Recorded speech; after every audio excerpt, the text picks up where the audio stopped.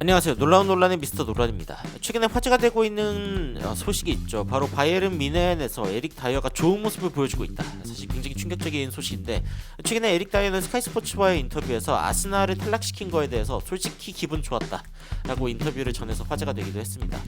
그런데 요즘에 바이에른 뮌헨 에릭 다이어를 데리고도 왜 잘하고 있는 걸까 라는 궁금증이 들기는 합니다.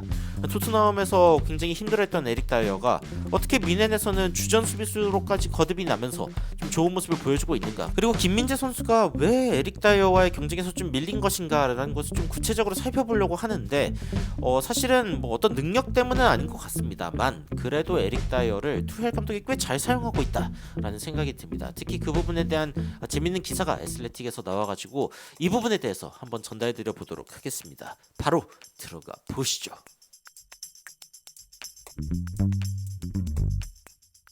자, 이런 얘기를 다 했습니다. 후스코어드가 이 챔피언스 리그 팀 오브 더 위크, 그러니까 이번 주에 가장 잘한 선수들을 뽑아가지고 베스트 11을 구성했는데 웬걸, 이 바이에른 뮌헨에는 키미의 이름과 함께 다이어의 이름이 올라갔습니다. 어마무시하죠. 사실은 뭐 이게 일단 파리 생제르맹 선수 3명이 있습니다. 덴벨레, 음바페, 바르콜라가 들어갔고, 바르콜라 굉장히 잘해줬습니다. 그리고 도르트문트 선수가 4명이나 들어갔습니다. 이안 마슨이라던가 아니면은 뭐 율리안 브란트, 사비처. 근데 나초, 뭐 루니 이런 선수들이 올라가기는 했는데 에릭 다이어의 이름이 여기 있다는 것 자체가, 와, 이거 도대체 무슨 일이 지금 챔피언스 리그에 일어나고 있는 것인가라는 생각을 들게 합니다. 근데 이 부분을 좀 이제 저도 의아해가지고 좀 찾아보고 있었는데 재밌는 기사를 만났습니다. 바이에른 뮌헨 코치인 토마스 투헬 감독이 아스날의 공격적인 부분들, 이 공격 계획을 어떻게 무디게 만들었는가, 이런 이야기가 나오고 있는데 한번 살펴보도록 하겠습니다. 일단 아스날은 이 오른쪽 공격, 그러니까 이 사카, 웨데가르드, 화이트, 이 3명의 선수가 공격하고 있는 이 오른쪽이 굉장히 강력한 공격을 보여주는데, 이 투헬이 어떻게 이 아스날의 측면 공격들을 좀 잘 막아내는지 이 부분을 한번 살펴보도록 하겠습니다.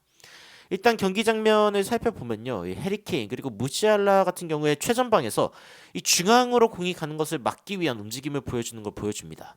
자, 이게 무슨 뜻이냐? 이 아스날이 공격을 하는 상황에서 측면으로 공을 돌리기를 원한다라는 거를 이 노골적으로 보여주는 장면 중 하나입니다. 자, 그래가지고 데클란 라이스 같은 선수들이 이 빌드업을 위해서 암쪽으로 들어왔을 때 무시알라, 킹 이런 선수들이 지속적으로 막는 모습을 보여주는 게 바로 이 때문이었죠.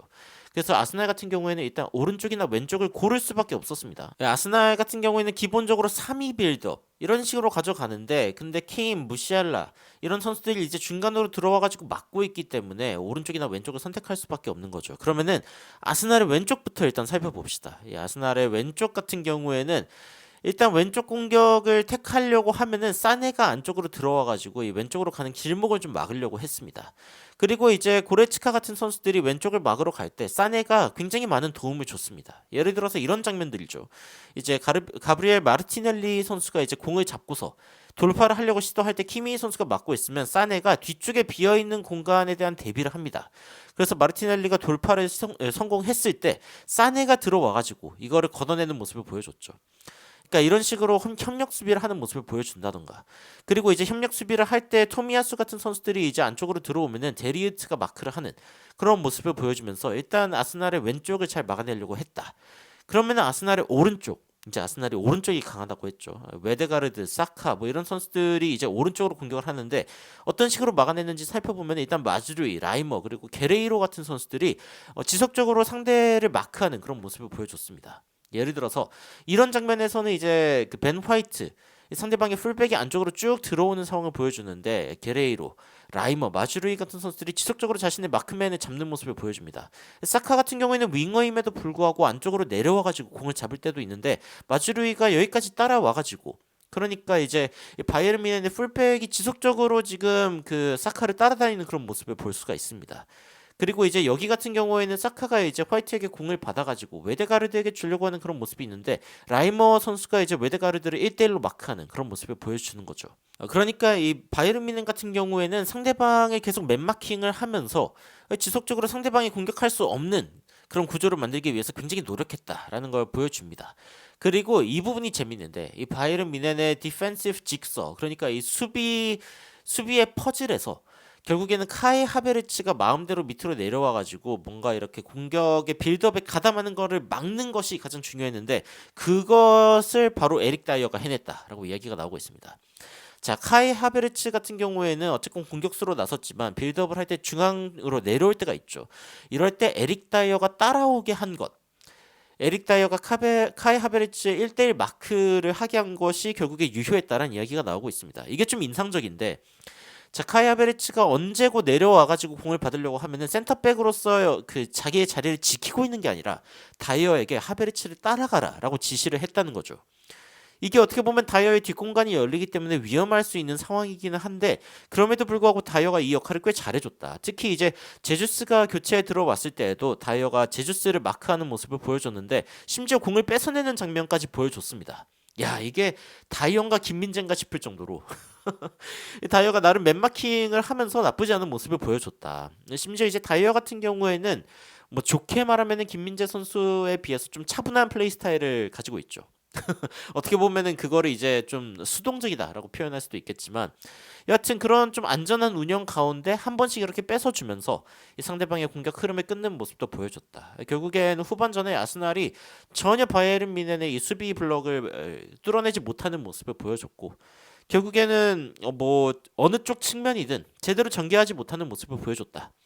이런 식으로 이야기가 나오고 있습니다. 그리고 이제 트로사르 같은 선수들을 교체시키면서 아스날이 이제 측면에서 활력을 불어넣어 보려고 했는데 수비와 공격 모두 다 수고한 사네를 좀 빼주고 우파메카노를 넣으면서 아예 백파이브 그냥 뒤에는 5명을 만들어 버리는 그리고 김민재 선수까지 이제 포함해가지고 김민재 선수가 풀백으로 뛰는 그런 모습이 나타나기도 했죠. 아예 수비적으로 그냥 눌러 앉겠다라고 선언을 해버린 겁니다. 그래가지고 이제 아스날의 여러 가지 어떤 공격 방법이 있었는데 바이에른 뮌헨이 이를 완벽하게 막아냈다라는 이야기가 나오면서 만약에 공격적으로 조금 더 좋은 모습을 보여준다면 그러면은 뭐 챔피언스리그 결승이나 아니면 우승까지 할 수 있지 않겠냐라는 이야기가 나오고 있습니다.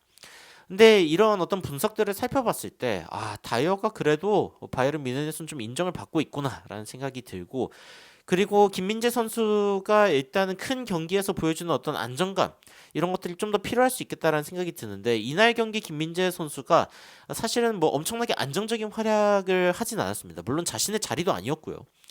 그래서 김민재 선수가 사실은 자신의 자리인 센터백이 아니었기 때문에 뭐 이날 경기의 활약에 대해서 굳이 뭐 깊이 있게 이야기할 필요는 없겠지만 다이어가 나름 이 중앙에서 잘해주고 있다라는 것 자체는 굉장히 주목할 만한 상황이 아닌가. 그리고 일각에서는 토트넘이 다이어를 괜히 버렸다라는 이야기도 나오고 있는데 근데 거기까지 갈 필요는 없는 것 같습니다. 왜냐하면 다이어가 토트넘의 전술에는 전혀 어울리지 않는 그런 상황이었기 때문이죠. 오히려 바이에른 뮌헨에서 이 다이어가 굉장히 가성비가 좋은 선수이기도 하죠. 이 바이에른 뮌헨 입장에서는.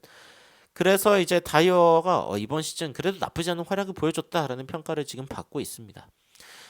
어 뭔가 기분이 좀 묘합니다. 여하튼 다이어가 토트넘에서 꽤 오래 뛰었기 때문에 나름 또 미운정 고운정 든 부분이 있는데 김민재 선수를 이렇게 풀백으로 밀어내고 중앙에서 뛰고 있는 걸 보니까 야 이게 참 그 마음이 요상한 마음이 드는데 여하튼 투엘 감독이 바이에른 뮌헨에 있는 시간이 그렇게 길게 남아있지 않은 상황이기 때문에 뭐 다음 감독이 왔을 때 김민재 선수의 입지는 당연히 올라갈 수밖에 없다고 저는 생각을 하고 있습니다만 일단 그 기간까지 김민재 선수가 다른 팀원들과의 소통에 더 많은 노력을 하고 그리고 자신의 기량이 떨어지지 않게끔 열심히 훈련하는 것 외에는 사실은 지금은 방도가 없겠죠. 김민재 선수 이번 시즌 마무리 일단 좀 잘 했으면 좋겠고 그리고 바이에른 뮌헨이 이왕 이렇게 된 거 파리 생제르맹과 함께 결승에 올라가가지고 좀 한국인들의 더비를 볼 수 있었으면 좋겠다라는 그런 꿈을 한번 꿔봅니다. 이강인 선수, 김민재 선수 모두 파이팅이고 여러분들은 현재 이 바이에른 뮌헨에서 다이어가 잘하고 있다라는 소식을 들으면 어떤 생각이 드시는지 굉장히 궁금합니다. 댓글로 의견 남겨주시면 더욱 흥미로운 소식으로 찾아뵙도록 하겠습니다. 이상 놀라운 논란 미스터 논란이었습니다. 시청해주셔서 감사합니다.